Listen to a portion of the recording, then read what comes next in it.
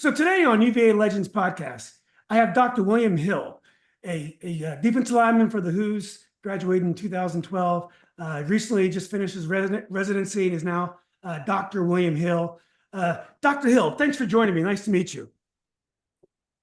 Thanks so much, Julian. It's a pleasure and an honor to join you on this space and to have a conversation. Well, the honor's all mine. Your resume is pretty incredible for such a young guy. Just to give people sketches of your background, you're 2008, I believe, graduate of Lafayette High School in Williamsburg. Is that right, Dr. Hill? And then you went to UVA class of 2012. You played for both Groh and Mike London. You started your senior year. You played all 4 years. Started in the Chick-fil-A bowl game in your junior year. Also took out a master's degree at UVA public health 2015. And you went to Howard Medical School, graduated in 2019. And you've been doing your residency at USC at Keck, West Coast. You're a orthopedic surgeon, a medicine fellow at Southern California Orthopedic Institute. And you also have a sports venture, sports tech competition, sports athletes forever. And you're helping athletes manage the NIL and the other sponsorship opportunities. Dr. Hill, did I get most of that right? You did, but we'll delve into things a little bit more depth and as we go along. Oh yeah. I couldn't get it all right there. I would have been talking for 30 minutes. So, well, first I wanted to talk a little bit about NIL. So you are the consummate student athlete. You're what it's all about. When the NCAA or when college sports started, it was about guys like you who were playing sports in school, but they're tremendous students and they were going to become doctors, lawyers, or whatever. Obviously, college sports is much more than that now. College sports is the preparatory for pro in many cases. And now with the NIL, there's big money in college sports. So the decisions that students are making, athletes are making in terms of going to college is changing quickly. What do you think about all the changes? I know from the aspect of the student athlete, the tremendous athlete, these have to be good changes. What about the athlete like yourself, was a tremendous student? Do you see all these changes as being good, or do you see a mixed bag? What are your thoughts? So yes, we are in one of the most dynamic times within all of sports, not just college, but all of sports, from the youth level to the high school level to the collegiate to the professional ranks.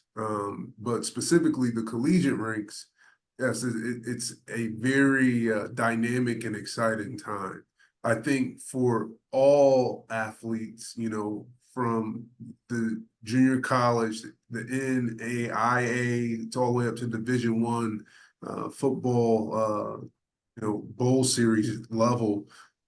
It's a tremendous opportunity. I think at the heart of it, athletics is a vehicle, right? It's not a destination, and sport is a vehicle. And I think with the advent of O'Bannon versus NCAA, the NIL now, it allows for athletes to direct their own story and to take the reins on their athletic journeys. And I think it is positive.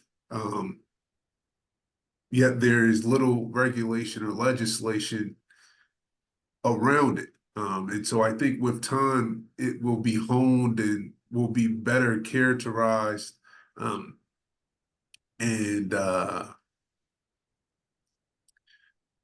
better way of understanding what it all means. At this point in time, there's a lot of uncertainty, which causes I would say some of the decision makers and some of the those with a lot of experience in the space to be unsettled because there is uncertainty and there's new players in the space every day. And so overall, I think it's very positive. We just have to learn how to hone it and make it work for all parties involved. But for, the student athlete like myself, I think it's great. Financially, you can help yourself, but also long-term wise, you can form connections and expand your network to help you when competing sports is done. And 99% of people will be done with sports at some point in time in their life. Yeah, yeah. Competing. Yeah, excuse me. Do you wish you would have had you would have been brought up in this environment? Do you think it would have been distracting for you? So you went to UVA and you took care of business and you played right away, but you also were able to focus on your academics. Do you think all this could have been distracting to you? You think you could have made decisions about college that had no relation to how good a education it is? I think, of course, it could have played a part in my algorithm or anyone's algorithm of why they choose a university. But for me personally, knowing my goals, I came in early. I was, UVA's first official mid-year start with Coach Groh and Coach Littlepage. And his during his time as AD. So it definitely plays a part. But for me, I knew what my goals were. I wanted a very challenging, not only on the field, playing against the top athletes in the country, but I also wanted the opportunity to compete against the best students in the country and to prepare me for life after sport, whenever that may be.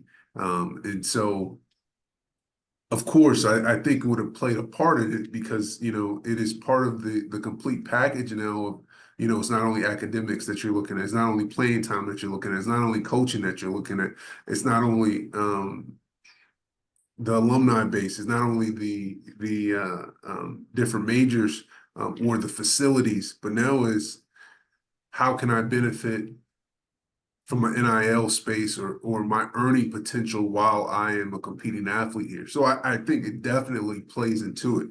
And if you don't think about it, I think you're not maximizing your opportunity as a college athlete. Yeah. Well, Dr. Hill, there's a guard that played for Harvard last year named Malik Mack. And Malik was from St. John's out of DC, a tremendous player. I believe he was first team All Ivy as a freshman. And he transferred, I believe, to Villanova. I'm not sure. Maybe Georgetown he transferred. I can't remember which school he transferred. So definitely a decent academic institution. But here you got a guy who was at Harvard and thriving, and he's transferring away. And I don't know the player, and I don't know anything about the situation, but I'm sure that he was going to get offered a lot of money to play somewhere else. Don't you think those are really interesting outcomes now that a player, he'll be able to ride his own ticket as a graduate of Harvard one day. But you can write your own ticket now. So don't you think we're going through some interesting outcomes now? So it definitely is unprecedented and very unique to the current environment that we're in. I think that, this one conversation that we're having today won't be able to address it all. But, I think, having both, technically he now has both of those networks open to him.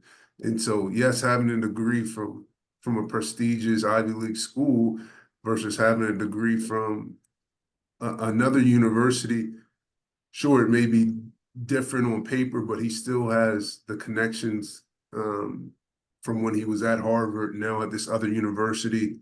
And I guess the earning potential now was greater at the other university. But yes, it's interesting times, and people are making decisions based on how much they can get paid here and now and maximize their earning potential, which is not dissimilar to what we see in professional sports. People have good setups at their team, they're winning. It's a good culture, but they're a free agent and they get offered more money at another city. It may not be the best team situation. It may not be the best for them individually, but they're getting paid more money, and people are changing teams. And it's just new to college athletics. It's a unique and changing time. Well, yeah, well, Dr. Hill, you mentioned the transfer and so we talked about the NIL. We didn't really address the portal directly, but it's a related aspect to the NIL because you can go somewhere and probably make more money. What do you think about the freedom that players have to transfer without sitting out a year? Do you support that as well? Or that? Go ahead, Doctor. No, I was going to, so it's a confluence of things that have all happened at around the same time. I don't think they were all necessarily meant to happen at the same time, in that they knew that they were going to be additive effects to this rapid changing landscape. But, first it was the transfer portal that changed. Then officially NIL came about. And so they all have contributed to this rapid change in college athletic landscape. And so that's the interesting thing. They were two or three different avenues of change that have contributed to this rapid change of university to university. And so I think it can hurt the athlete, one, if they transfer so much, the connections, being able to have stability is very important in their development, because you may be able to go from one university to the next one because it may be more financially appealing, or whatever it may be, or you may think you're going to get more playing time that you're promised from the new program. But I think something is very important about staying and being developed. The camaraderie that you build, those relationships that you build over time, are very important. And so I think the development piece is one. The other part is the continuity of relationship. That may be medical. You may have had medical injuries and now you're going to another university that may not have the working knowledge of everything that you've been managing. And you just get thrown into things, and that aspect of the transfer portal is not really talked about, but the sports medicine aspect of the athlete and going from one university to the next is neglected, and their performance could suffer because there is there's no standardized process to it. Like the professional leagues, you go through a physical, and if you don't pass your physical, that deal doesn't go through. And so we don't know what's happening to these student athletes that are transferring, and maybe something wasn't looked at as deep as at the higher levels, and either they get injured or when they get there, or maybe they just don't develop as much as they thought they would. So that's one thing. And then I don't know what's happening with the degree, how credits are transferring, and the like. And so it has a lot of different potential to have ill effects if it's not done correctly. Yeah, Dr. Hill, there's a guy who's going to remain nameless, but he played with a friend of mine's son in high school, and I could tell the kid had an attitude problem in high school. He went to a Division I college for basketball. He played the first game, didn't really play the rest of the year. Transferred, didn't play at all last year. Transferred. He's on his third Division I school, and I happened to see his social media posts lately, and it just talks about his new beginning and 1,000 responses on Instagram about how he's going to kill it this time. And I just felt saying, you guys aren't helping this kid. He needs to stay somewhere and learn how to fight and work these things out. But I did want to talk a little bit about your organization and what you guys are doing to try to help student athletes navigate these waters. Yeah, so my sports tech company is called Athlete Forever. And so we aim to assist and maximize athletes from the recruit to the retiree phase of their life.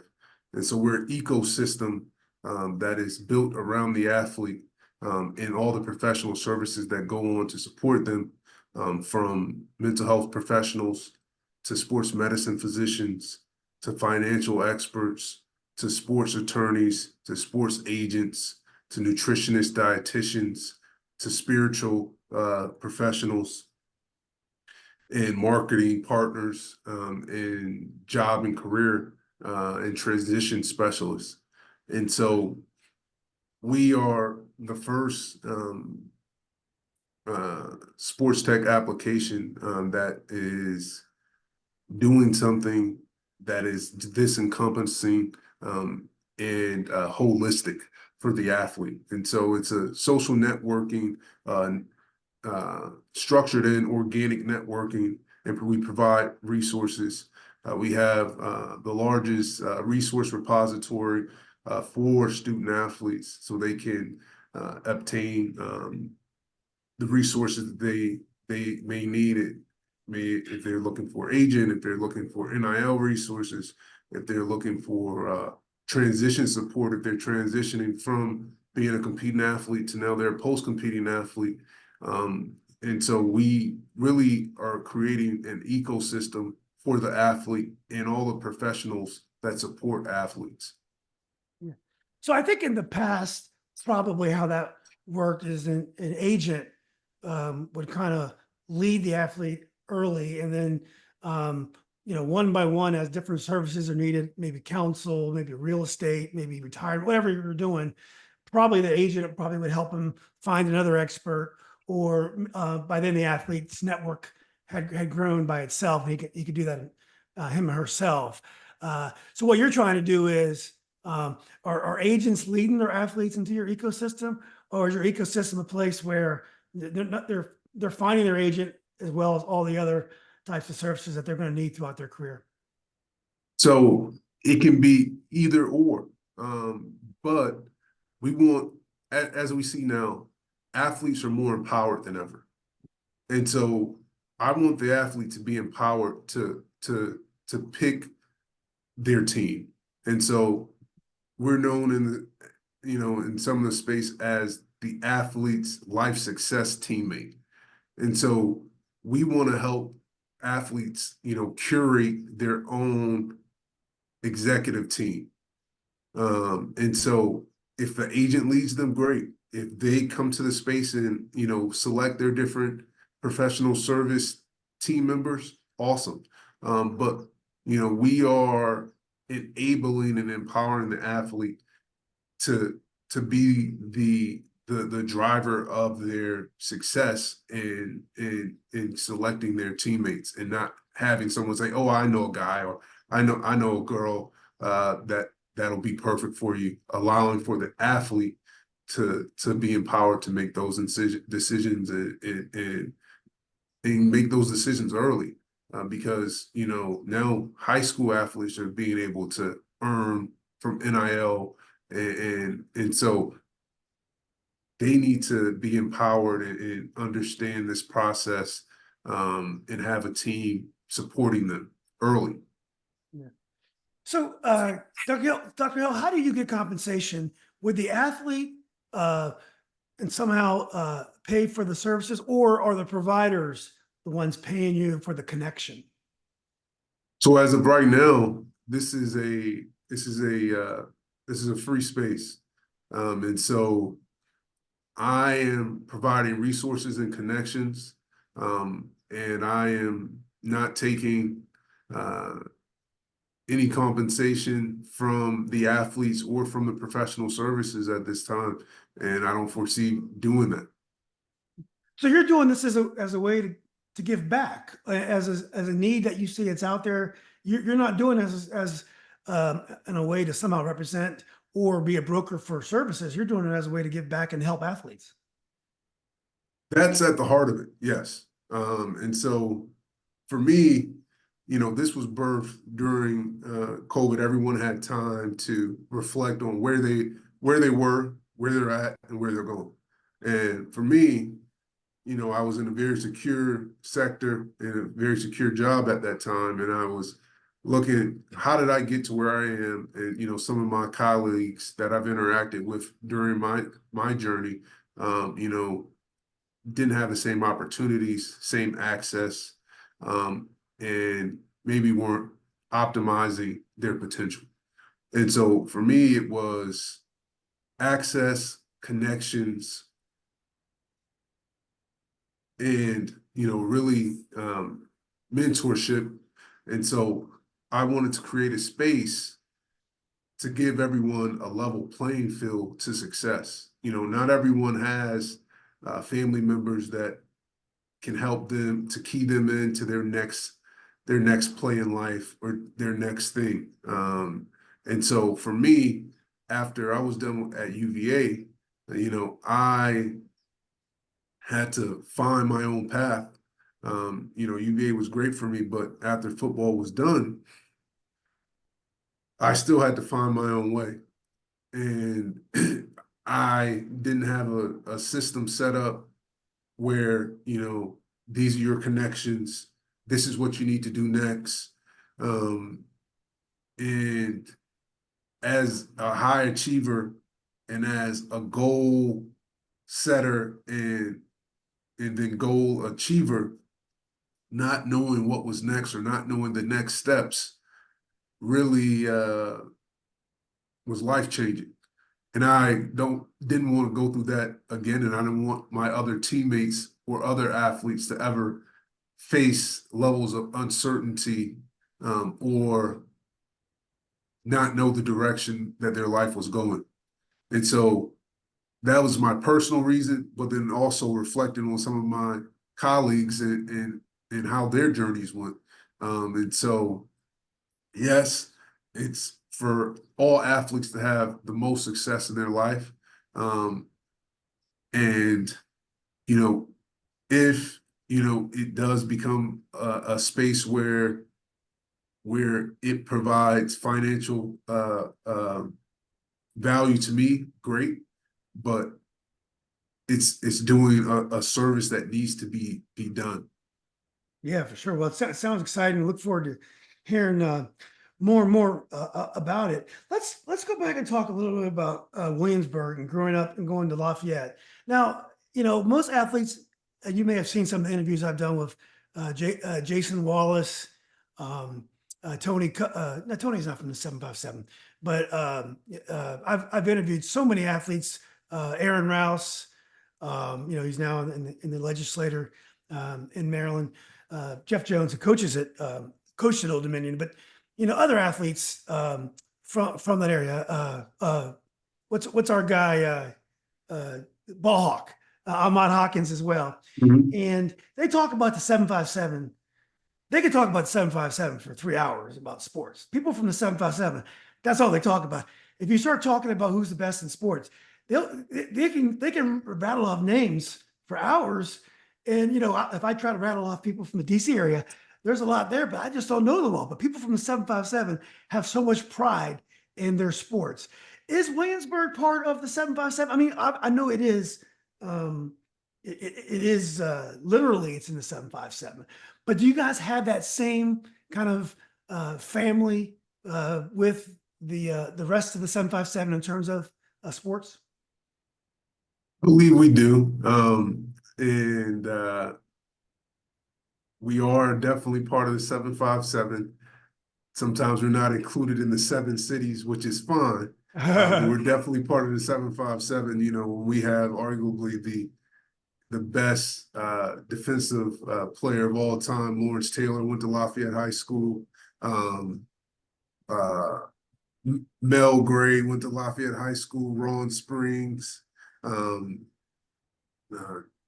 different kickers as well, and different tight ends, Chris and Case Luzar, Connor Hughes was the kicker you're talking Connor about. Hughes as well, yes.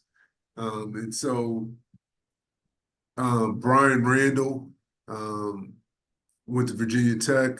And so there are definitely some sports figures that have come from Williamsburg as well.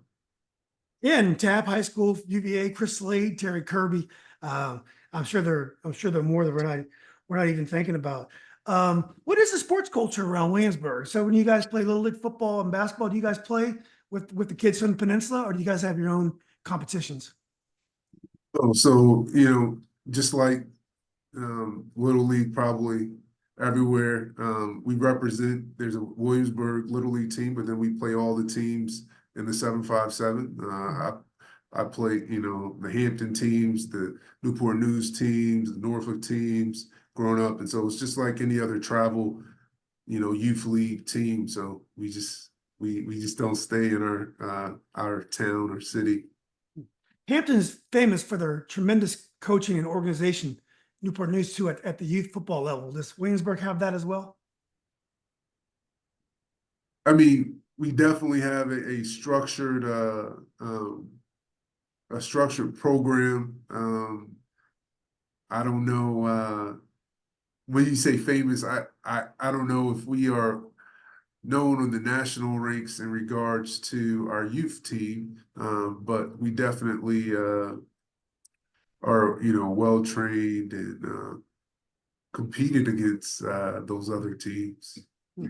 Did it feel like you're growing up in a college town, or William Mary is not a huge school, but is that a big part of life in Williamsburg? I mean, I think depending on your demographic, social in your social um, Status. your social background. It could be, but I mean, I think William and Mary and Colonial Williamsburg definitely are central figures in the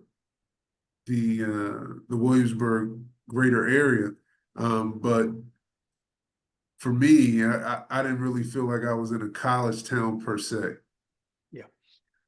Newport News and Hampton are famous for their racial tension and like most southern cities. I'm not trying to blame the cities in particular, but the racial tension is well documented. Is that also the same in Williamsburg as well? Was there tension, and was it known to have racial tension in where you grew up? Not that I experienced. Maybe when my father grew up there, maybe so. But when I grew up there, I wouldn't necessarily say there was racial tension, but I'm sure like in every city, as time, the further you go back, definitely there were probably some racial tensions that were there. Yeah. Were you always a natural student? Were you always very good in school? I believe I was. Yeah. So when did you first know you were special in sports? When did I know at Lafayette you were a top rated recruit, played both ways. When did you first realize that you could be something special? And who was your first important role model for football? I would say it was my brother was my first role model in football. Seeing him play at Lafayette as well, and him being an all-state defensive back, and him being recruited by UVA as well, and ultimately he ended up going to Hampton University. But for me, it was always work. I wasn't naturally. I wouldn't necessarily say that I was a a blue chip recruit or someone that was naturally God-given skill, but no one would ever outwork me, and I would never be outworked. And so one thing that I think was elite for me was my work ethic, my grit, my self-determination, and never say die mentality. And so at the end of the day, after we did team workouts, I was in the gym, before, I was just reflecting on this a few days ago. My dad has a construction company in Williamsburg. And during the summer months, during tour days, I would work with him on his job sites from 7 to 3. And then we'd have tour day practices from 4 to 8. No one else was working, building foundations, doing people's driveways, swells in 90-degree heat for 8+ hours, and then going and doing another 4 hours working. And then after that, I would go to the gym and work out more. And so that mentality of, you're not going to outwork me. I don't care how good you think you are, but when the going gets going, I know that I have something in the tank that you don't. And so really it was just always work. Well, yeah. Well, I know your parents, you mentioned your father, who must be very proud of you. What was Coach Wheeler like, your high school football coach? I know your team won a couple of district championships. What was his coaching style? What are some of the things about Coach Wheeler that are with you today? And Coach Wheeler had a good relationship. And I think, reflecting back on the things, or the thing that stands out the most to me, was his attention to detail and intensity of effort. And the details make the difference. And the intensity of your intentionality make the difference as well. And so, he was very detail oriented and high intensity as well. Yeah. Did you play any other sports at Lafayette? I played basketball for a few years as well. Yes. Were you a good basketball player, or? I wouldn't necessarily say I was good. I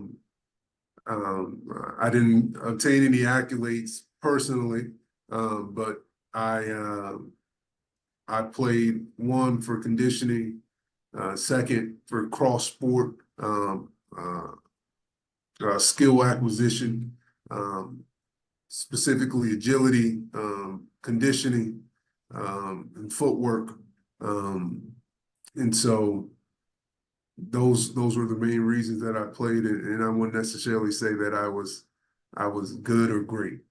So Boo Williams wasn't knocking your door down to get you to play? No. So, why'd you decide to go to UVA? You mentioned your brother had considered it before going to Hampton. What was it about UVA where I had gone 20 years earlier? What was it that drew you to Charlottesville? I mean, for me, knowing my background as a scholar athlete, UVA, was a top 5 university, and I'm always looking ahead. And my top 3 or 4 were Penn State, Tennessee, Michigan, and UVA. So UVA, being a top 5 public university, and then also being close to home, opportunity to come in mid-year, an opportunity to learn and play under Coach London at the time. He was actually my defensive line and recruiting coordinator before he left for Richmond, and then serendipitously he came back to be my head coach.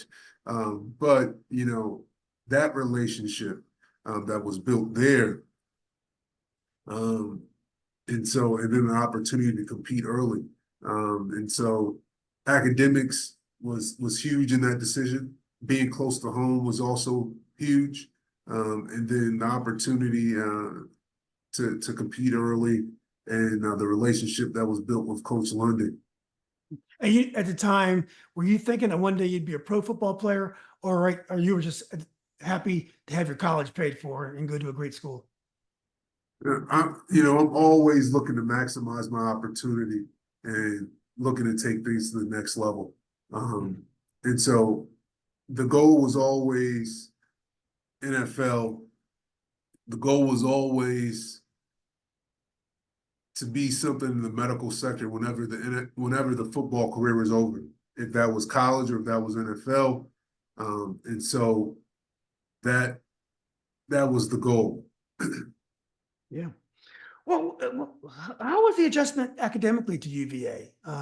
Obviously, you did well at Lafayette. Were you able to transition well academically right away? And did UVA provide the proper support for athletes back then? So being the first mid-year football athlete, it was it was good. I mean, I think I transitioned well. I think my first semester there, I think was better than administration thought it would be. I had over 3.0 that first semester when I was supposed to be a senior in high school, and so it was good. And during your college time, specifically as an athlete, as you get more responsibility on the athletic field, and you're working towards that goal, sometimes academically things can change. And so during that time at UVA, academically, my academic,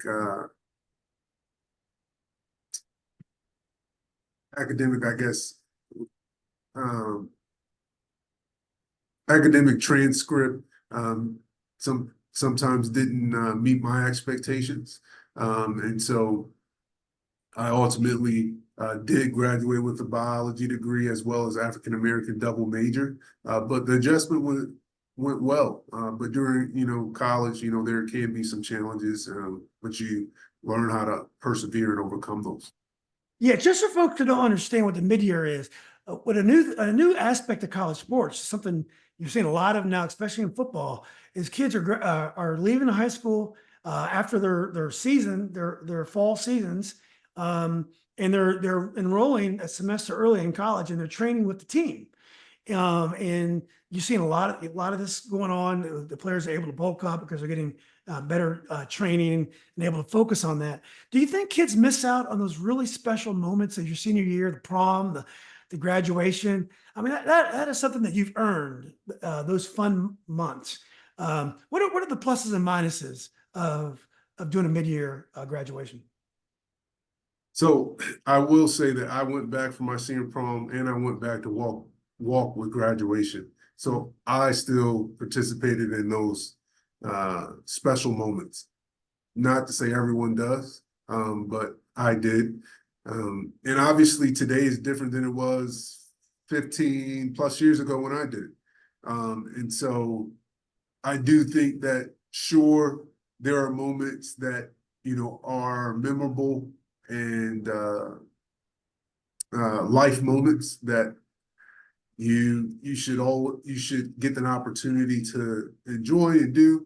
And I think if you are tactful enough, that you will still be able to do those while making the most of your future and preparing for that. And so I do think, yes, those are opportunities and moments that you should enjoy and get the most out of. But I also see the benefit of building for the future. And if going to university a semester earlier will help you get on the field a season earlier, and that way it bolsters your portfolio and your prospects of making it to professional ranks, I'm 100% for that. And now in the advent of NIL, depending on where you go to go to high school, you may not be able to capitalize on high school NIL deals, but if you go to college sooner, you can start getting those deals earlier. And depending on your social economic background, it may be advantageous for you to get out of the situation you're at to go to college sooner. And so, you get your meals taken care of, you get, money now. And so there is a lot of different granular nuances to that we can have a conversation on that all day as well. Yeah, it's a very tricky thing. I could definitely see pluses and minuses. You brought up some good points. And sometimes people aren't in good situations, so that's really an easier decision in that case, which I hadn't thought about. Do you miss something though when you're not entering with your first class? In August when you come down there, orientation week, and I mean football players come a little earlier, but there's something very special about starting your first year together and you have that first experience together.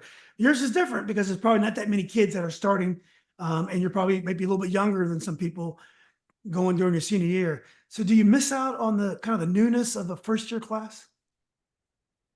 I personally wouldn't, and I think you're actually you get more of the newness because you are one or you're one of a few. And so when you come on, everyone introduces you and be like, oh, this is the new mid-years. And so you actually get more of the welcome to the university experience. And, people want to meet you.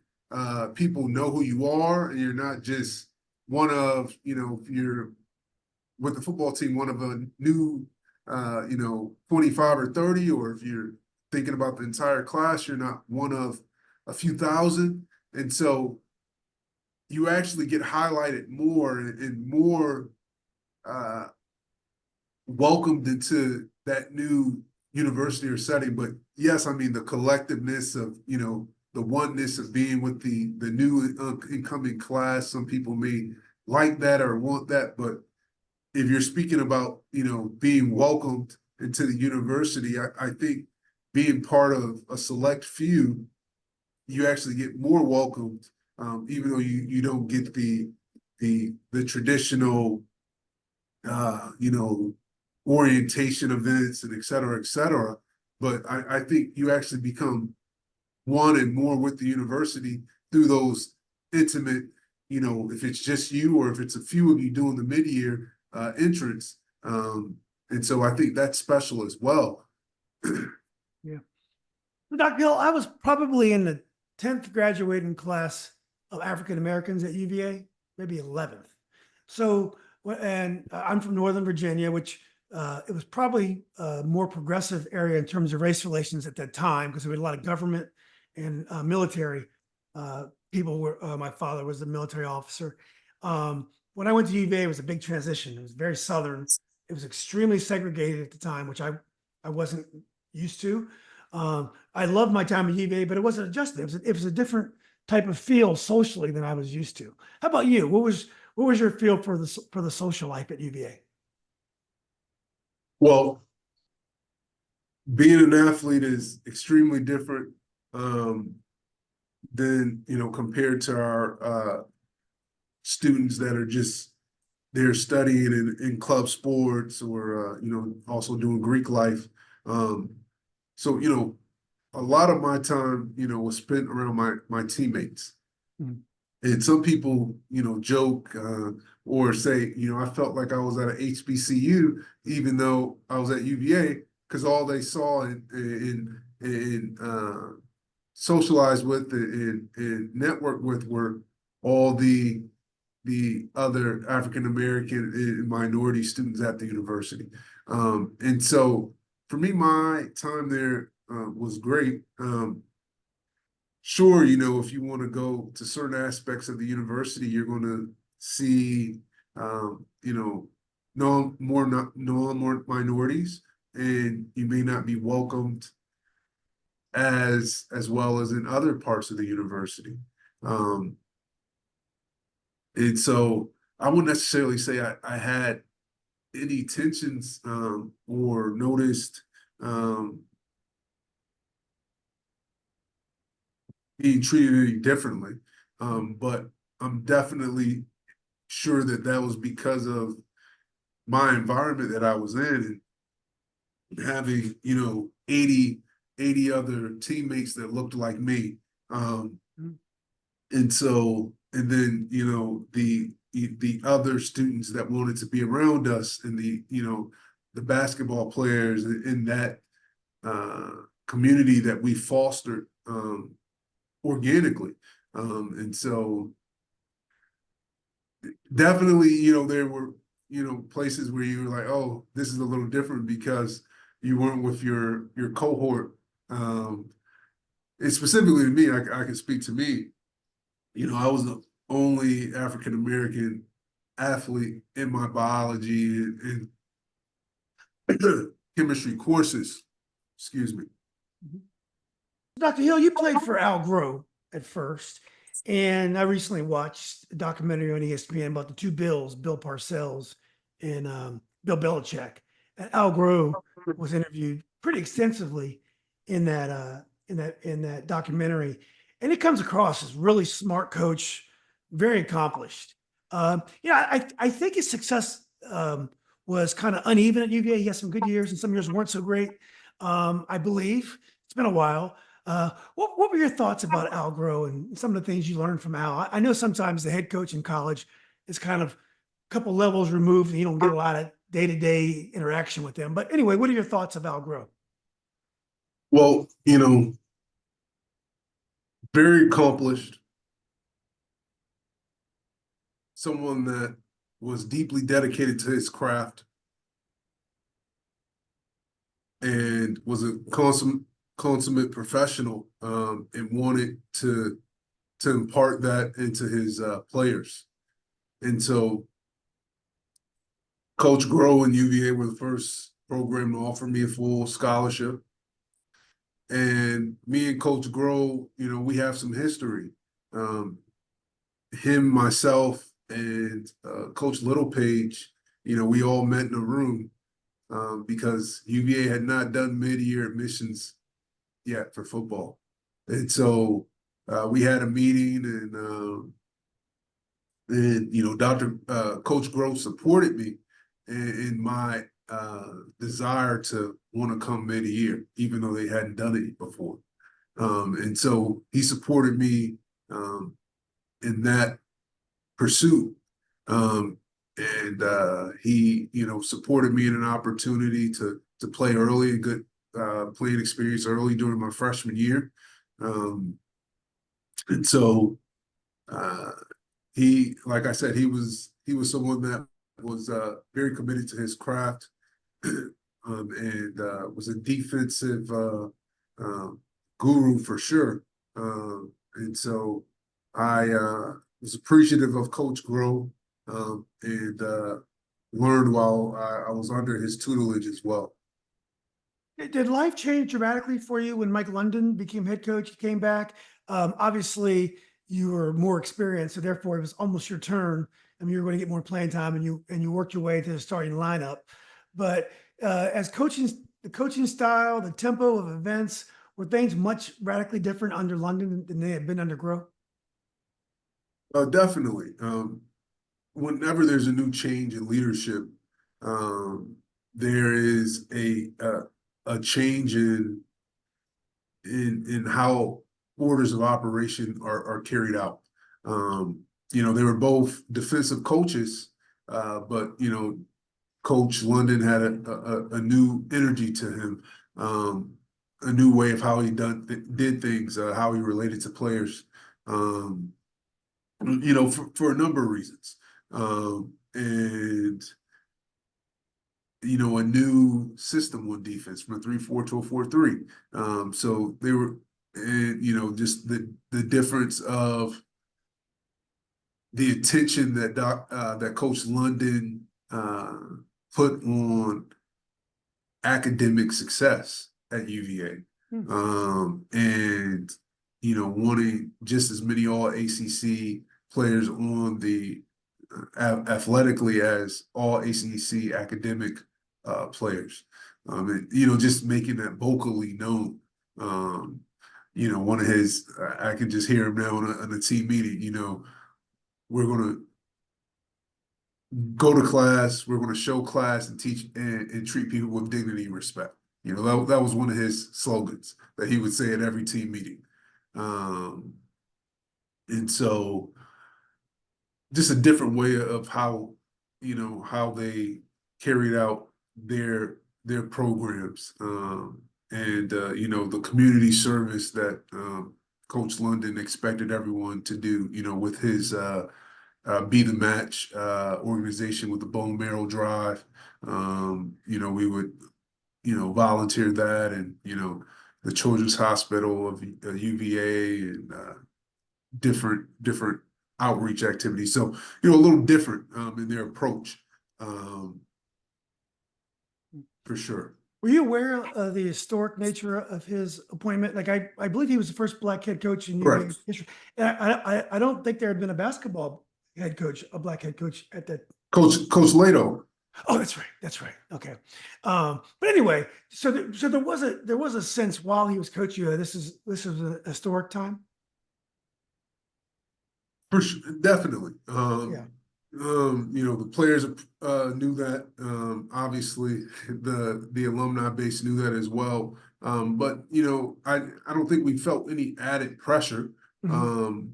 Um, but we all wanted to do well collectively.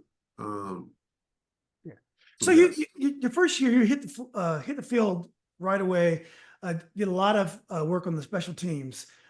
Is that enjoyable? What is it like for a guy right out of high school to get thrown on the field and going down, you know, covering kicks, blocking, maybe blocking on kick returns and punt returns as well? I'm not sure, but what was that like, and was that an enjoyable aspect? You know, playing early in any capacity, I think is an opportunity to learn. And for me, special teams is the gateway to more opportunities. And obviously, you want to be more involved, but you have to understand that there's a process of development um, and investment of time. And so for me, being on the special teams was a good opportunity, but you know, it made me work harder because I wanted more. Um, and so it was exciting, but I was not satisfied. I was um, I was further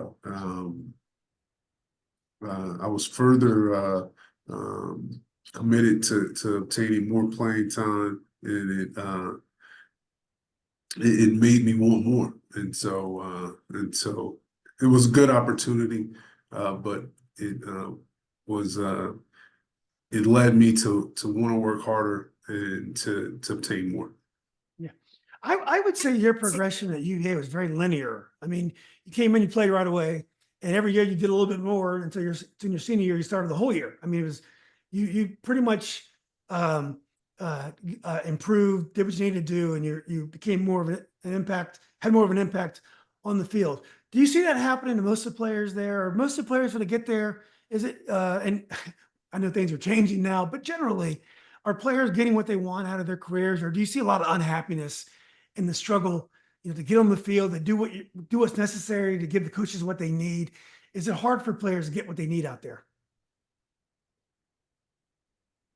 You know, college is one of those places where college athletics is one of those places where, you know, you have 100 or 80, 85 scholarship athletes. They were all high level top recruits. And, you know, technically, you know, you have 22 starters, offense and defense, and another, you know, 11 special teamers that may be some of the offensive defensive starters as well. And so some of these players are going to be multi-year starters. And so they're going to be people that are contributors, or maybe contributors either on Saturday playing, or contributors just in practice. And I think understanding that everyone has a role is paramount to any team. And yes, there are people that are unhappy about their playing time or their situation. And I think that's everywhere. That's pervasive. And that's why people do change schools somewhat.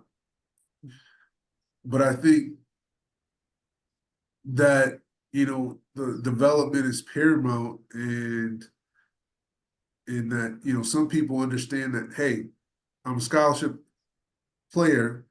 I'm not going to get playing time, but I want to do the best that I can in practice so that the starters and those that do play are most prepared for game day. And I think that is something that is still being worked out and worked throughout all college ranks. And so to answer your question, some people are happy, some people are not happy. And so that'll be everywhere, and I think that'll be forever, because we all have a desire as athletes to compete. And when you don't have an opportunity to compete on a Saturday, sometimes, that can affect you in a lot of ways. Yeah. Do you worry about the ACC? I think you played most of your ball, and the ACC was mostly intact. I mean, it had changed since I played. When I was in college, there was 8 teams in the ACC, and but Georgia Tech had just come in, but there had been some consistency. I think Florida State was getting ready to come in, but now, I mean, teams are coming and going. You don't know. We're hearing rumors of teams out in the West Coast coming in. I think they might already be in. Do you like where the ACC is heading? I love the ACC as a conference, and college athletic conference alignment and realignment is here. I like how the ACC is. I mean, now we have, 3 West Coast teams, Stanford, Cal, and SMU. I think the ACC is a very, very well-rounded conference. We have top football teams, we have top basketball teams in the country, lacrosse, soccer, swimming, baseball. We had 4 teams in the College World Series. And so I think top to bottom, all the sports, not just football, we're a well-rounded conference, and probably the best well-rounded conference in the country. And I know a lot of moves are being done for, the football media deals. And I think that, we should really consider if that's the best for all players and all comers in the conference. But I think the ACC is built to last. And I know some of the heavy, the more successful football teams are maybe considering leaving the conference. But I think once a new media deal is done, the ACC will be right there, if not more lucrative than the other teams. Was it again, your senior year, you had a really solid year, a strong contributor on the defense. Was it hard to say goodbye to your football career? And I know you got a master's degree at UVA. When did you finally decide you're going to start thinking about? I know you had it in the back of your mind, but when did you make a commitment to go to medical school?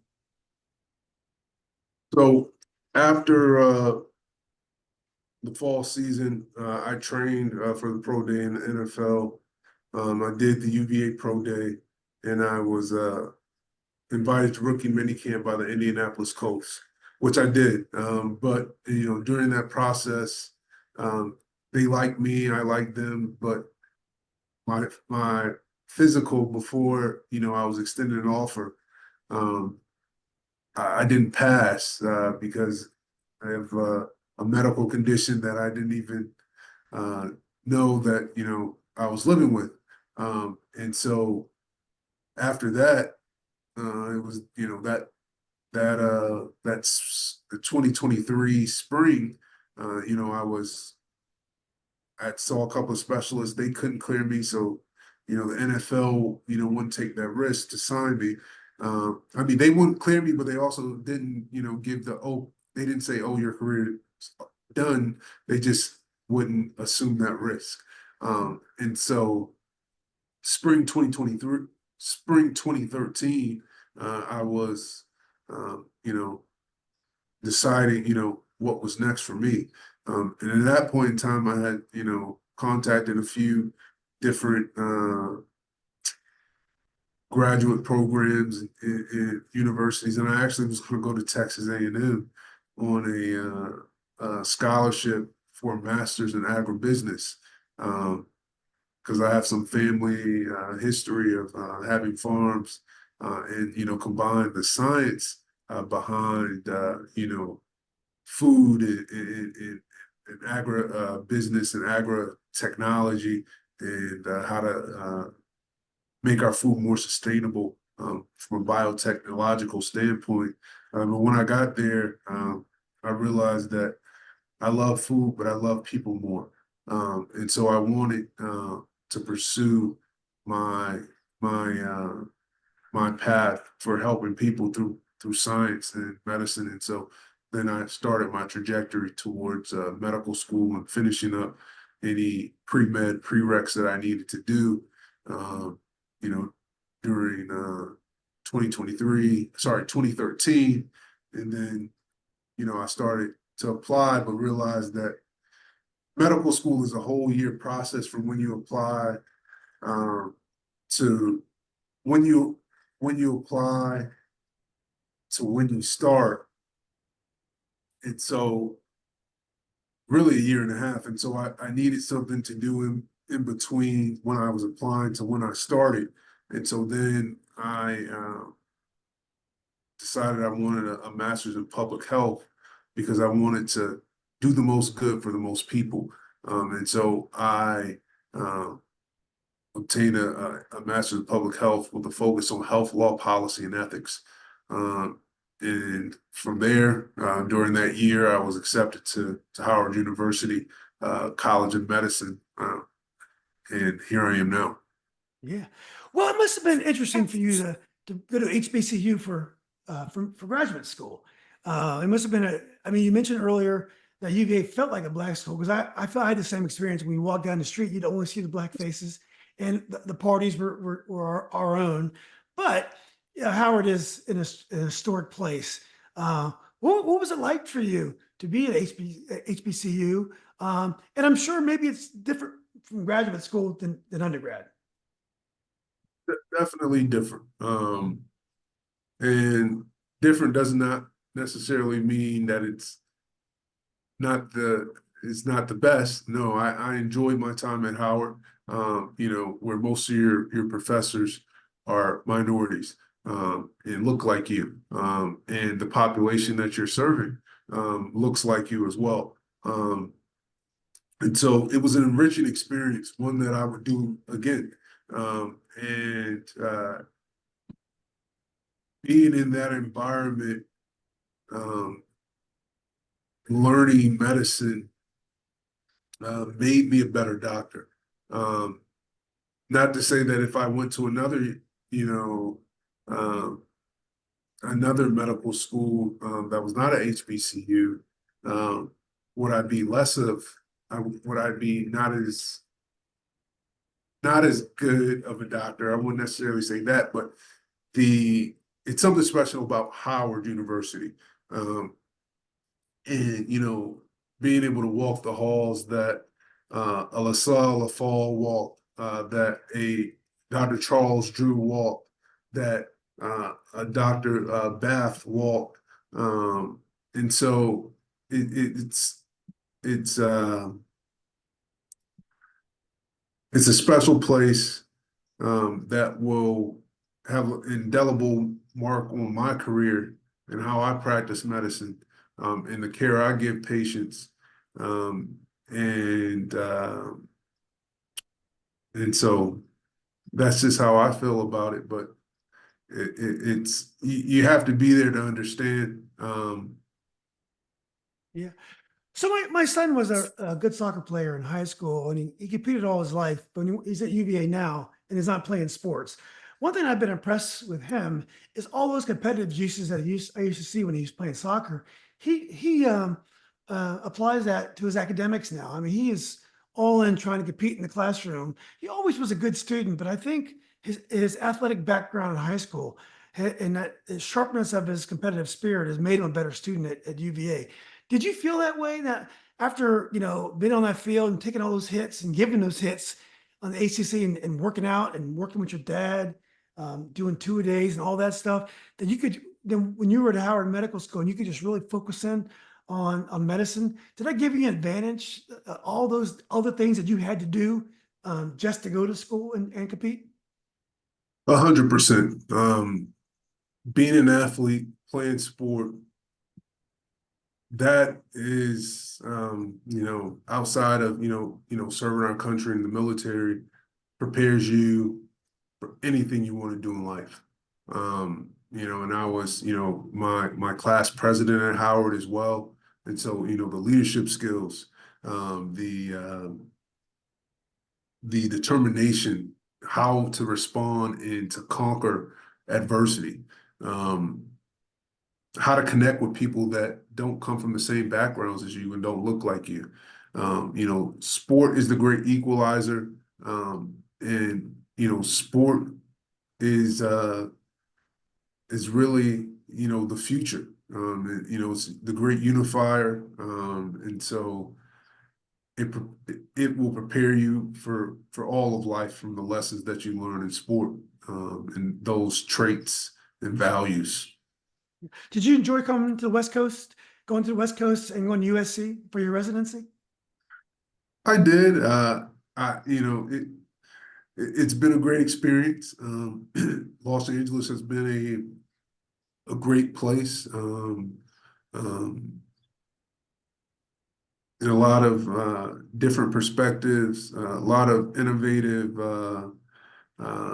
thought leaders and opportunities for, and so it's been good. But Virginia is always home, but Los Angeles has been great for this season in my life. Was it an adjustment socially, the West Coast? Because you've been in Virginia, all your life in DC. There's a lot of UVA folks, and I'm sure DC felt pretty familiar to you. Is it different being out on the West Coast? Somewhat. Los Angeles is a place where everyone can find their people and everyone can find their group. And so you gravitate towards what feels right to you.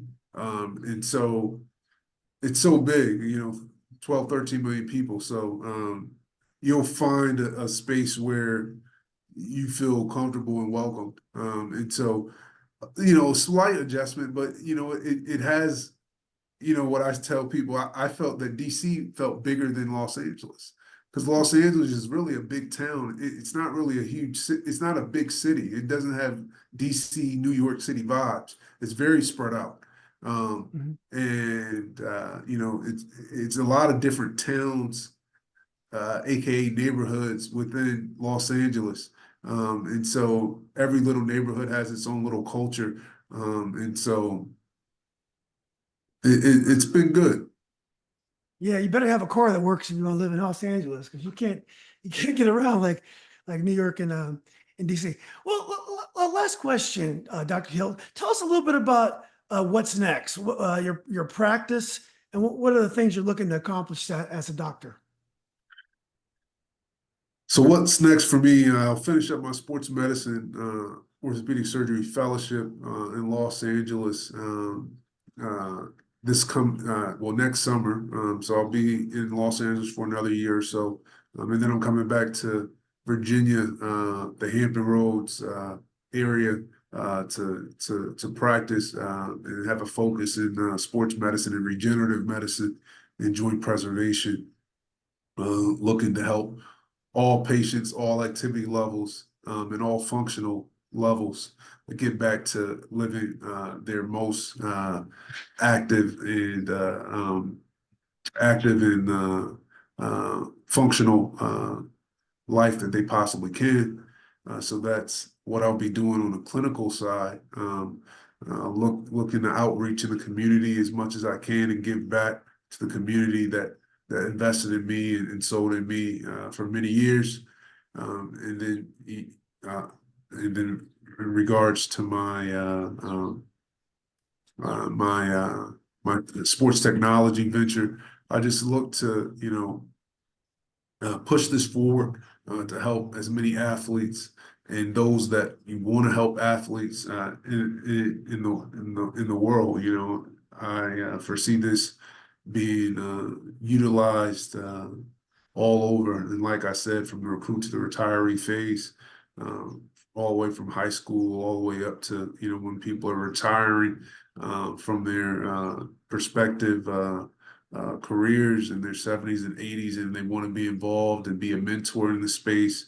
And so it's for all athletes, all sports, all level and phase of life.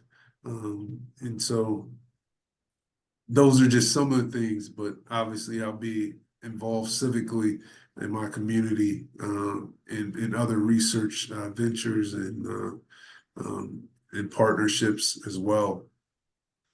I'm sorry if I missed this. Did you say where you want to settle down, where you want to be on the East Coast?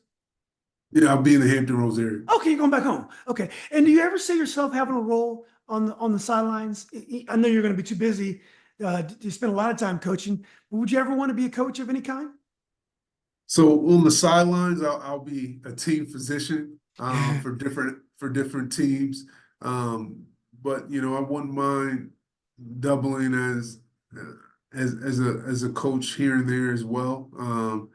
And at what level, I don't know, but maybe I'll coach some of my sons as well. I have 3 sons, wow. and so we'll see. Yeah. There's my daughter's going to a sports doctor. We live up in Lansdowne, up Leesburg, Virginia, and she had a Dr. Johnson? Yeah, she's seeing Dr. Johnson. Right? Yeah, so he's just doing a great job with her. We've been so pleased. So yeah, he just has a wonderful practice, and I'm sure, there'll be a Dr. Hill with the same type of impact that Dave's had up here. That you'll have the same type of impact in the Newport News. I should say the Hampton Roads area, because you haven't decided where you want to live on the Hampton Roads, do you? I mean, we haven't bought a house yet, but we're looking at places within Williamsburg and Oh, you're gonna say the greater Williamsburg area. Okay. Yes, it's beautiful there. So, well, look, Dr. Hill, this has been great. I'm so glad we got a chance to do this. Somehow we fell off our radar, but I'm really glad you reached back out. Just an unbelievable story. I mean, you make success seem very easy. The things that you talk about that you did aren't very easy, aren't easily accomplished. But you're an incredibly accomplished person at such a young age, and your willingness to give back is admirable. So I look forward to being in touch, and maybe at some point we can do another episode and dive deeper into your business ideas and ways that I can help you spread the word and help you leverage your technology. Thanks so much, Julian. I appreciate it, and it's been an honor and a privilege to have this conversation with you and to connect. Yeah, it's great. It's great, Dr. Hill, and let's definitely keep in touch. Sounds good. Have a wonderful day. Okay, buddy. You too now.